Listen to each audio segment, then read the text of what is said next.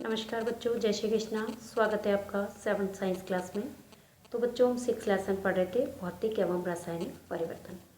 तो बच्चों हमने कल भौतिक परिवर्तन के बारे में पढ़ा था। बहुत सारे भौतिक परिवर्तनों के एग्जाम्पल्स भी हमने देखे थे। इसके साथ साथ हमने रासायनिक परिवर्तन के बारे में भी पढ़ा। रासायनिक परिवर्तन के भी बहुत सारे एग्जाम्पल्स हमने देखे। आज हम और रासायनिक परिवर्तन के कुछ एग्जाम्पल्स भी देखेंगे। साथ साथ लोहे में जंग क्यों लगता है इसके बारे में भी हम पढ़ेंगे।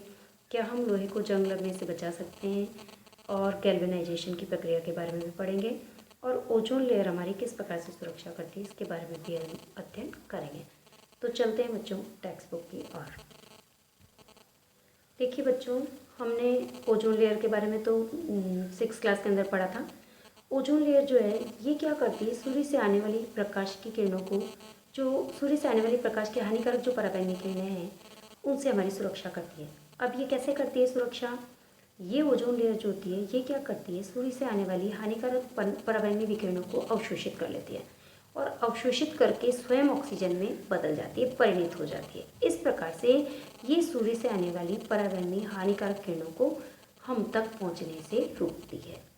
यदि अवशोषित नहीं करेगी, यदि ओजोन के द्वारा पराबैंगनी विकिरणों का अवशोषण नहीं किया जाएगा तो क्या होगा कि ये पराबैंगनी विकिरणें जो होगी पृथ्वी तक पहुंचेगी, और जब पृथ्वी तक पहुंचेगी तो हम तो पृथ्वी पर ही रहते हैं, तो सभी जीव जंतुओं और मनुष्यों के लिए, प्राणियों के लिए को ये हानि पहुंचाएगी। तो इसका मतलब ये है कि ये ओजोन लेयर तो एक कंबल की तरह कार्य कर रही है ना, एक प्राकृतिक आवरण की तरह कार्य कर रही है। ये हमें सूर्य से आने वाली पराबैंगनी किरणों से बचा रही है ना। कैसे बचा रही है कि ये सूर्य से आने वाली पराबैंगनी किरणों को अवशोषित कर लेती है और अवशोषित करके और ऑक्सीजन में बदल जाती है, जिससे कि ये हानिकारक किरणें पृथ्वी तक नहीं पहुंच पाती और जिसके कारण हम जो है वो बचे हुए हैं, है ना। हमारे यहाँ पर टेम्परेचर जो है वो इंक्रीज नहीं होता, टेम्परेचर बढ़ता नहीं है, वायुमंडल का तापमान जो है वो संतुलित रहता है। क्योंकि अगर ओजोन लेयर जो है इन हानिकारक किरणों को अवशोषित नहीं करेगी तो सारी विकिरणें, पराबैंगनी किरणें पृथ्वी तक पहुँचेगी, जिससे पृथ्वी का तापमान बढ़ जाएगा, और तापमान बढ़ेगा तो सभी जीव जंतु, मनुष्य जो होंगे त्राही त्राही करेंगे, परेशान हो जाएंगे, जल जाएंगे सब, है ना। हाँ, सभी नष्ट हो जाएगी, पूरी पृथ्वी नष्ट हो जाएगी। तो हम कह सकते हैं कि ये ओजोन लेयर जो होती है वो एक प्राकृतिक आवरण की तरह कार्य करती है, या फिर एक कंबल की तरह कार्य करती है और हमें सुरक्षा प्रदान करती है और हानिकारक पराबैंगनी किरणों से बचाती है। समझ में आया? अब देखिए बच्चों, हम रासायनिक परिवर्तन के कुछ एग्जाम्पल और देखने जा रहे हैं। देखो, हमने जब हमारे घर पे कोई गैस फ्रेश आता है, या फिर हम कभी एप्पल काटते हैं, सेब काटते हैं, तो सेब काटने के बाद यदि हम थोड़ी सी खाते हैं, फिर हमारी इच्छा नहीं होती तो हम उसको रख देते हैं। जब हम उसे रख देते हैं तो हम देखते हैं कि उसके रंग में परिवर्तन हो जाता है, वो भूरे रंग की हो जाती है। अब वो भूरे रंग में परिवर्तन क्यों हुआ? क्योंकि सेब जो होती है उसके अंदर आयरन होता है, लोहा होता है, आयरन होता है। ये आयरन जो होता है ये वायुमंडल की ऑक्सीजन से विक्रिया करके और आयरन ऑक्साइड बनाता है। क्या बनाता है? आयरन ऑक्साइड बनाता है, जिसके कारण उस एप्पल के रंग में परिवर्तन आ जाता है, वो भूरे रंग की हो जाती है। ठीक इसी प्रकार का परिवर्तन हम आलू में भी देख सकते हैं। जब हम सब्जी बनाते हैं तो मम्मी जब सब्जी काटती है, आलू काटती है, तो आलू को पानी के अंदर डाल के काटती है ना। यदि हम आलू को बिना पानी के काटेंगे तो आलू भी इसी तरीके से लाल हो जाते हैं, है ना। क्यों हो जाते हैं? क्योंकि वायुमंडल की ऑक्सीजन से विक्रिया करके ये भी क्या बनाते हैं? आयरन ऑक्साइड बनाते हैं। इसी तरीके से बैंगन में भी हम देख सकते हैं। बैंगन भी हम जो है जब काटते हैं, सब्जी बनाते हैं, तो बैंगन को भी हम पानी के अंदर रख के काटते हैं, नमक डाल के पानी के अंदर फिर हम काटते हैं, ताकि उसके रंग में परिवर्तन ना हो। यदि हम बिना पानी के बैंगन काटेंगे तो सारे बैंगन भूरे हो जाएंगे, है ना। क्योंकि बैंगन में भी आयरन होता है, और ये आयरन जो होता है ऑक्सीजन से विक्रिया करके, रिएक्शन करके आयरन ऑक्साइड बनाता है। तो यहाँ पर देखो नए पदार्थ बन रहे तीनों में ही। एप्पल को देखा तो एप्पल ने भी जो है, एप्पल में जो आयरन था ऑक्सीजन से विक्रिया करके आयरन ऑक्साइड बनाया। आलू के अंदर सेम प्रोसेस चला। इसी तरीके से बैंगन के अंदर भी आयरन था, आयरन ने ऑक्सीजन से रिएक्शन करके आयरन ऑक्साइड बनाया। तो यह नया पदार्थ भी बन रहा है, प्लस रंग में परिवर्तन भी हो रहा है। तो ये गुण हमने रासायनिक परिवर्तन के अंदर कल पढ़े थे कि रासायनिक परिवर्तन के अंदर बहुत सारे जो है गुण होते हैं। जैसे रासायनिक परिवर्तन के अंदर जो है गैस निकलती है, रासायनिक परिवर्तन में ऊष्मा उत्पन्न होती है, रासायनिक परिवर्तन में रंग बदलता है ना। और रासायनिक परिवर्तन के अंदर नया पदार्थ बनता है। रासायनिक परिवर्तन के अंदर पदार्थों के रासायनिक गुणों में परिवर्तन हो जाता है, और रासायनिक परिवर्तन अनुत्क्रमणीय होता है। 6 गुण पढ़े थे हमने, है ना। तो इतने सारे जो है वो गुण जो है रासायनिक परिवर्तन के अंदर पाए जाते हैं। तो अब आपको रासायनिक परिवर्तन का मतलब समझ में आ ही गया होगा, है ना। अब देखिए यहाँ पर पूछो क्या कह रहा है कि हमने पहले पार्ट के अंदर पढ़ा था कि पौधे जो होते हैं वो अपना भोजन प्रकाश संश्लेषण की प्रक्रिया के द्वारा ही बनाते हैं, पढ़ा था हमने। अब ये प्रकाश संश्लेषण की प्रक्रिया के अंदर भी नया पदार्थ बनता है, कार्बोहाइड्रेट का निर्माण होता है ना। हमने पढ़ा था कि जल, कार्बन डाइऑक्साइड और खनिज लवण, क्लोरोफिल की उपस्थिति के अंदर सूर्य के प्रकाश से जो है पौधे जो होते हैं अपना भोजन प्रकाश संश्लेषण की प्रक्रिया के द्वारा स्वयं बनाते हैं और कार्बोहाइड्रेट का निर्माण करते हैं। तो कार्बोहाइड्रेट भी नया पदार्थ बनता है। तो इसका मतलब ये है कि प्रकाश संश्लेषण की प्रक्रिया को भी हम रासायनिक परिवर्तन का उदाहरण मान सकते हैं। तो प्रकाश संश्लेषण की प्रक्रिया भी रासायनिक परिवर्तन का ही उदाहरण है। अब यहाँ पर पहले क्या कह रही है, देखो पहले ये कह रही है कि इसका मतलब ये है कि पाचन भी एक रासायनिक परिवर्तन है। बिल्कुल सही है, क्योंकि जब हम भोजन करते हैं तो वो जटिल खाद्य पदार्थों के रूप में होता है, और जब ये हमारे शरीर के अंदर जाता है, स्टमक में जाता है, आहार नाल में जाता है, तो इसका पाचन होता है। जटिल खाद्य पदार्थों को सरल विभिन्न प्रकार के एंजाइम्स है, हार्मोन्स है, ये सब मिलकर के क्या करते हैं, सरल खाद्य पदार्थों में बदल देते हैं। तो इससे नए पदार्थ बनता है, ब्लड बनता है ना। तो जिससे हमको शक्ति मिलती है। तो इसका मतलब पाचन भी एक क्या है, रासायनिक परिवर्तन है ना। तो बहुत सारे एग्जाम्पल्स हमने रासायनिक परिवर्तन के देखे। अब देखिए हमने अभी 5th लेसन पढ़ा था, अम्ल, क्षारक और लवण पढ़ा था। अम्ल, क्षारक और लवण के अंदर हमने पढ़ा था उदासीनीकरण की प्रक्रिया पढ़ी थी।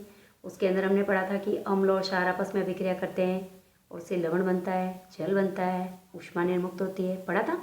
तो वहाँ पर भी देखो अम्ल और क्षार आपस में अभिक्रिया करके नया पदार्थ बना रहे हैं, और अम्ल और क्षार आपस में अभिक्रिया करके और लवण बना रहे हैं प्लस जल बना रहे हैं, और एक दूसरे के प्रभाव को समाप्त कर रहे हैं। तो उदासीनीकरण की प्रक्रिया भी क्या है, एक रासायनिक परिवर्तन है। उसमें भी नया पदार्थ बनता है। अम्ल और क्षार मिलकर के लवण बनाते हैं जो कि नया पदार्थ है ना। देखिए बच्चों, लोहे में जंग लगना। देखो एक बार हम लोहे में जंग लगने की प्रक्रिया को फिर से ध्यान देंगे। हमने कल पढ़ा था कि लोहे में जंग लगना एक रासायनिक परिवर्तन है। अब जंग लगने से लोहे की वस्तुएं जो होती है वो खराब हो जाती है। वो लोहा जो होता है बिल्कुल बेकार हो जाता है, फिर वो किसी काम का नहीं रहता। अब लोहे का उपयोग हम कहाँ कहाँ करते हैं, पहले तो हम ध्यान दें। तो लोहे का उपयोग तो बहुत जगह होता है, जैसे सेतु बनाने में, पुल बनाने में करते हैं, जहाज बनाने में करते हैं, विभिन्न प्रकार के वाहन हैं हमारे, गाड़ियाँ हैं, कार है, ट्रक है, बाइक है ना, मोटरसाइकिल है, क्रेन है ना, और ड्रोले हैं, सभी किससे बनते हैं, लोहे से ही बनते हैं, है ना। इसके साथ साथ यदि हम देखें तो हमारे घर के जितने भी बर्तन हैं वो सभी लोहे से ही बनते हैं, है ना। इसके साथ साथ आपके बगीचे में उपयोग में आने वाली जितनी भी वस्तुएं हैं, जैसे खुरपी है, फावड़ा है, गेती है ना, विभिन्न प्रकार के आपके घरों के अंदर जो नलों से जुड़े हुए पाइप है वो सब किससे बनते हैं, लोहे से ही बनते हैं, है ना। तो यदि हम देखें तो हमारे आसपास की 90% चीज़ें जो है वो लोहे की बनी हुई है। अब इन वस्तुओं पर यदि इस तरीके से जंग लगता रहेगा तो इससे तो हमें काफ़ी हानि होगी। अब इस हानि से हम कैसे बचें, या फिर क्या हम लोहे पर जंग लगने की प्रक्रिया को अभिक्रिया के द्वारा देख सकते हैं? बिल्कुल देख सकते हैं। तो हम इसको एक अभिक्रिया के द्वारा भी समझने का प्रयास करेंगे। तो चलते हैं। देखिए बच्चों, जंग लगने की प्रक्रिया को एक समीकरण के द्वारा यहाँ व्यक्त किया जा रहा है। देखिए लोहे को क्या बोलते हैं, Fe। ऑक्सीजन का क्या सूत्र है, O2, है ना, प्लस जल, जो वायुमंडल में नमी होती है, यानी कि लोहा ऑक्सीजन प्लस वायुमंडल में जो नमी है, जो मॉइस्चर है, जो आर्द्रता है, उससे अभिक्रिया करके क्या बनाता है, आयरन ऑक्साइड बनाता है। और इस आयरन ऑक्साइड का क्या सूत्र है भाई यहाँ पर, Fe2O3। क्या है, Fe2O3। तो इसका मतलब ये है कि लोहा ऑक्सीजन प्लस जल से अभिक्रिया करके क्या बना रहा है, आयरन ऑक्साइड बना रहा है, Fe2O3 बना रहा है। तो हम जंग लगने की प्रक्रिया को एक समीकरण के द्वारा भी दर्शा सकते हैं। तो इसका मतलब ये है कि जंग लगने के लिए कौन सी दो चीज़ों की आवश्यकता होती है, एक तो ऑक्सीजन की आवश्यकता होती है, दूसरी जल की आवश्यकता होती है। और बारिश के मौसम में ही ज़्यादा जंग लगता है, गर्मियों में तो नहीं लगता, है ना। तो बारिश के मौसम में क्या होता है, एटमॉस्फेयर के अंदर मॉइस्चर रहता है, आर्द्रता रहती है, नमी रहती है, जिसके कारण आयरन जो होता है वो ऑक्सीजन और नमी से या फिर वाटर से अभिक्रिया करके आयरन ऑक्साइड बनाता है। इसको ही हम क्या कहते हैं, जंग। समझ में आया। तो जंग कभी कभी पूछ लिया जाता है, जंग का सूत्र बताओ, तो Fe2O3। कभी कभी ऐसे पूछ लिया जाता है कि लोहे में जंग लगने की प्रक्रिया को एक अभिक्रिया के द्वारा समझाइए, अभिक्रिया के द्वारा बताइए। तो हम ये अभिक्रिया लिख करके बता सकते हैं, इस अभिक्रिया के द्वारा समझा सकते हैं। अब देखिए बच्चों, वास्तव में जो है यदि वायु के अंदर यदि एटमॉस्फेयर में, यदि वायुमंडल में आर्द्रता की मात्रा ज़्यादा होगी, नमी ज़्यादा होगी, तो वहाँ जंग जल्दी लगेगा। जैसे समुद्र तट के पास जितने भी मकान होंगे वहाँ पर जंग ज़्यादा लगेगा, है ना, क्योंकि तटीय क्षेत्रों के पास नमी ज़्यादा रहती है, पानी रहता है, और पानी के कारण वहाँ नमी रहती है एटमॉस्फेयर में, जिसके कारण वहाँ पर जंग जल्दी लगता है लोहे की वस्तुओं पर। अब यहाँ पर पहले क्या कह रही है कि ओह, इसीलिए मेरी सहेली रीता सदैव लोहे की वस्तुओं पर जल्दी जंग लगने की शिकायत करती रहती है। क्यों? क्योंकि वह समुद्र तट के निकट रहती है।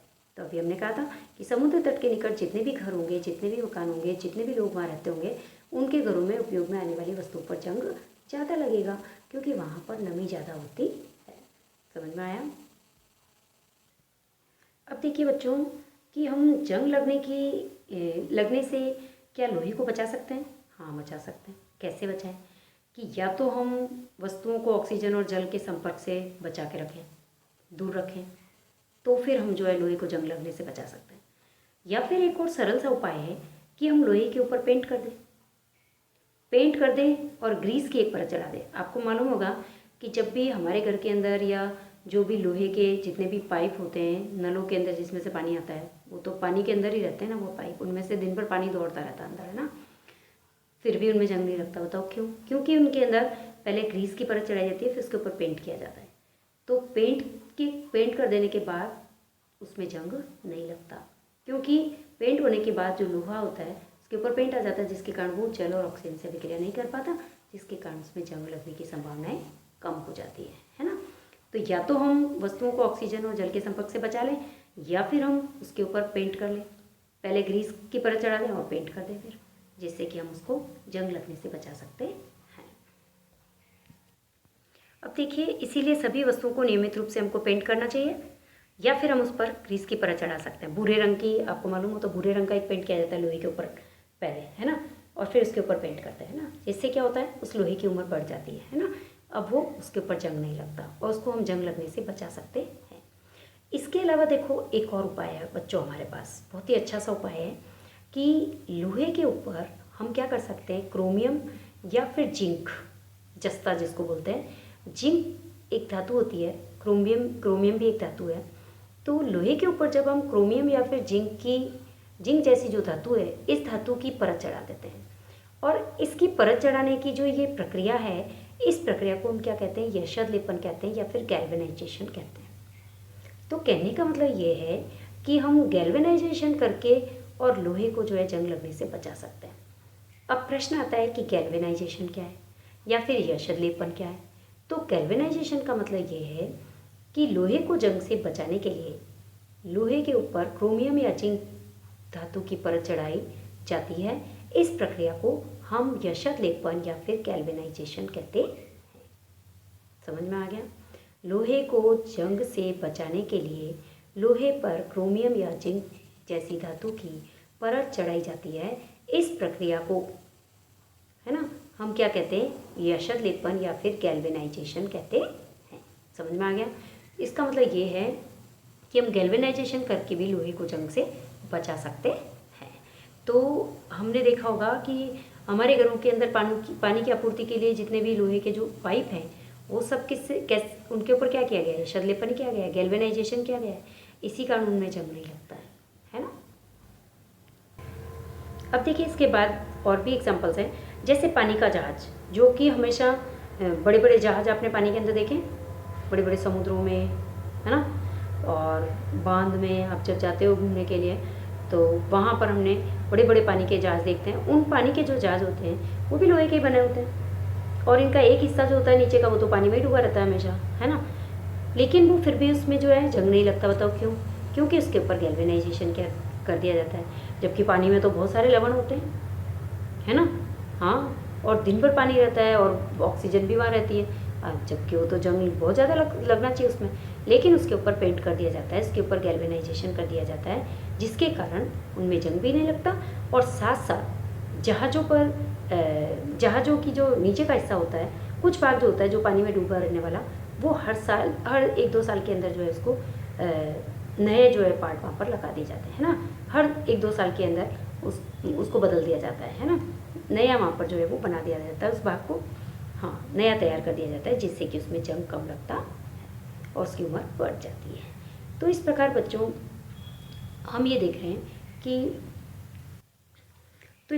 हम देख सकते हैं कि विश्व में जंग लगने से होने वाली कुल आर्थिक हानि की हम कल्पना कर सकते हैं। इसका मतलब लोहे, क्योंकि 90% चीज़ें तो हमारे लोहे की बनी हुई है ना। और अगर हम गैल्वेनाइजेशन नहीं करेंगे, उनके ऊपर पेंट नहीं करेंगे, तो फिर तो कितना जंग लगेगा, कितना लोहा खराब होगा प्रतिवर्ष, है ना।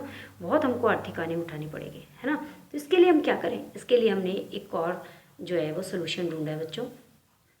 देखिए बच्चों, आप घरों के अंदर जो स्टेनलेस स्टील के जो बर्तन काम में लेते हैं, आपके घरों में जो बर्तन है स्टेनलेस स्टील के बर्तन है, तवा होगा, फ्राइंग पैन होगा, है ना, कढ़ाइयाँ होगी।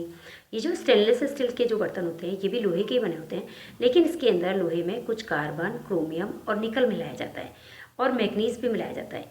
इन धातुओं को मिलाने से, इन सभी धातुओं को मिला करके बनाया जाता है, जिससे इसमें जो है वो जंग नहीं लगता है। क्योंकि हम तो बर्तन में फिर खाना बनाते हैं, फिर धोते हैं, फिर वो पानी में ही रहता है अक्सर, है ना। बर्तन ज़्यादातर पानी में ही ज़्यादा रहते हैं, यूज़ ज़्यादा होते हैं, लेकिन फिर भी उनमें जंग नहीं लगता। क्यों? क्योंकि वो जो बर्तन होते हैं उनको कार्बन, क्रोमियम, निकल और मैग्नीज जैसी धातुओं को लोहे में मिला करके फिर बनाया जाता है, जिससे कि इसमें जंग नहीं लगता है। तो इस प्रकार से भी हम लोहे को जंग लगने से बचा सकते हैं। तो बच्चों, हमने आज पढ़ा ओजोन लेयर किस प्रकार से हमारी सुरक्षा करती है। इसके साथ साथ हमने रासायनिक परिवर्तन के एग्जाम्पल भी देखे, किस प्रकार से रंग परिवर्तन होता है। इसके साथ हमने लोहे में जंग किस प्रकार से लगता है, क्या हम लोहे में जंग लगने से बचा सकते हैं, इसके बारे में हमने अध्ययन किया। गैल्वेनाइजेशन क्या है, इसके बारे में भी अध्ययन किया। तो बच्चों, आज हमारी क्लास यही कंप्लीट होगी। धन्यवाद। जय श्री कृष्णा। नेक्स्ट टॉपिक हम नेक्स्ट क्लास में पढ़ेंगे।